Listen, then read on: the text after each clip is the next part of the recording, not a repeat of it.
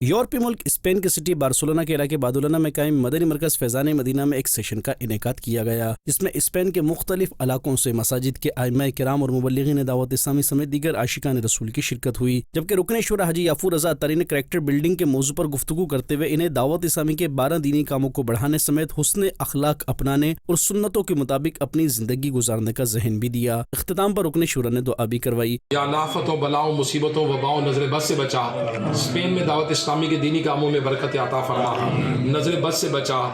یا اللہ ہم سب کی خیر فرما، ہمارے بچوں کو ہمارے لیے آنکھوں کی ٹھنڈک بنا۔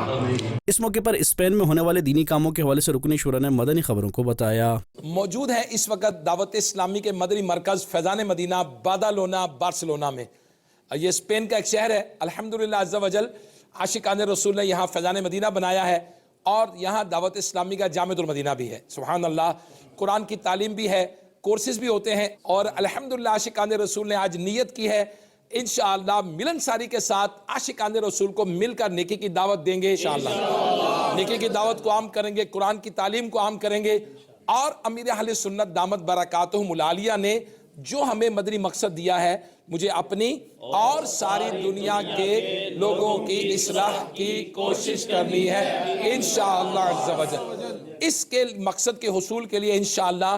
ادر کمیونٹیز میں بھی کوشش کریں گے۔ دعوت اسلامی کے لیے دار المدینہ انشاءاللہ جامع المدینہ، مزید گرلز جامع المدینہ، دعوت اسلامی کے مزید شعبہ جات بھی انشاءاللہ ہم قائم کریں گے، اور 12 دینی کام دعوت اسلامی کے مضبوط کریں گے انشاءاللہ۔ مدنی قافلوں میں ریگولر سفر ہوگا، اور مزید 3 سال کی پلاننگ کر کے پلاننگ کے ساتھ کام کریں گے، اپنے دینی کاموں کو آگے بڑھائیں گے۔